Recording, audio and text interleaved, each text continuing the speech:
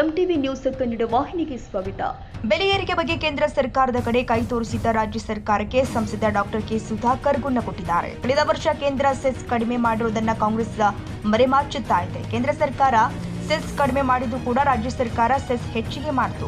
Petrol, diesel, LPG ದರ ಏರಿಕೆಯಾಗಿ 36 ತಿಂಗಳು ಕಳೆದಿದೆ.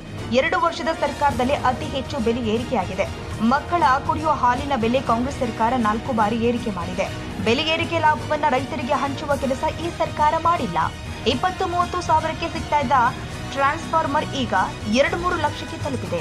ರಾಜ್ಯ ಸರ್ಕಾರ ಸ್ಮಾರ್ಟ್ ಮೀಟರ್ ತಂದು ಸ್ಟಾರ್ಟ್ ಆಗಿ ದುಡ್ಡು ಹೊಡೆಯೋ ಪ್ಲಾನ್ ಮಾಡ್ತಾ ಇದೆ. ರೈತರಿಂದ ಸುಲಭವಾಗಿ ಸಾವಿರಾರು ಕೋಟಿ ಕಬಿಸೋ ಹುನ್ನಾರ ಮಾಡಿದೆ. ಇಂತಹದ್ದೆಲ್ಲ ಮಾಡುವ ಈ ಸರ್ಕಾರಕ್ಕೆ ಪ್ರಶ್ನೆ ಮಾಡುವ ನೈತಿಕತೆ ಇದೆಯಾ?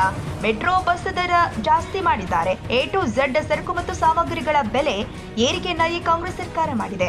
ಕರ್ನಾಟಕದಲ್ಲಿ ಜನರ ಮತ್ತು ರೈತರ ಬದುಕು ಬಹಳಷ್ಟು ನೋವಿನಿಂದ ಕೂಡಿದೆ.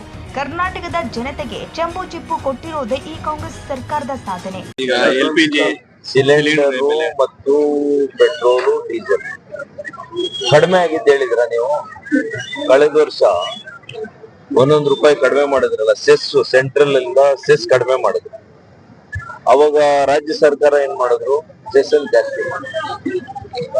34 ತಿಂಗಳಾಗಿದೆ ಏನು ಪೆಟ್ರೋಲ್, ಡೀಸೆಲ್ ದರ ಏರಿಕೆಯಾಗಿ ಅಥವಾ ಗ್ಯಾಸ್ನ ಬೆಲೆ ಏರಿಕೆಯಾಗಿ 34 ತಿಂಗಳು, ಅಂದ್ರೆ ಆಲ್ಮೋಸ್ಟ್ 2 ವರ್ಷ. ಈ ಸರ್ಕಾರ ಬಂದೇ 2 ವರ್ಷ ಆಗಿಲ್ಲ. ಎಷ್ಟು ಬಾರಿ ಹಾಲ್ ಬಂದ ಮಕ್ಕಳ ಹಾಲನ್ನ ಎಷ್ಟು ಸಲ ಜಾಸ್ತಿ ಮಾಡಿದ್ರು? 4 ಸಲ ಜಾಸ್ತಿ ಮಾಡಿದ್ರು.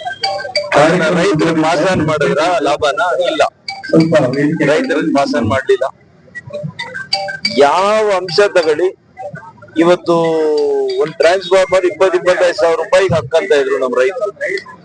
ಇವತ್ತು ಟ್ರಾನ್ಸ್ಫಾರ್ಮರ್ ಹಾಕಬೇಕಂದ್ರೆ ರೈತರು 2.5 3 ಲಕ್ಷ ರೂಪಾಯಿ ಒಂದು ಟ್ರಾನ್ಸ್ಫಾರ್ಮರ್ ಹಾಕೋಬೇಕು.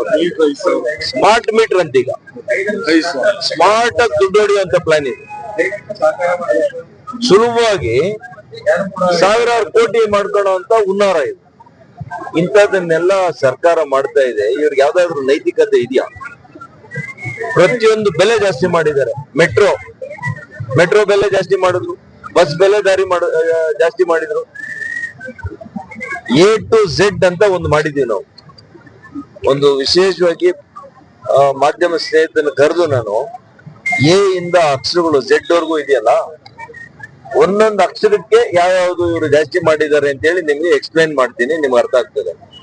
A to Z ರಾಜ್ಯ ಸರ್ಕಾರ ಪ್ರತಿಯೊಂದು ಅಂಶವನ್ನು, ಪ್ರತಿಯೊಂದು ಪದಾರ್ಥವನ್ನು ಇವತ್ತು ಜಾಸ್ತಿ ಮಾಡಿ ಜನರ ಬದುಕು, ಕರ್ನಾಟಕದಲ್ಲಿ ಜನರ ಬದುಕು, ರೈತರ ಬದುಕು, ಇವನ್ನೆಲ್ಲ ಕೂಡ ಇವತ್ತು ಬಹಳಷ್ಟು ನೋವಿನಲ್ಲಿದೆ.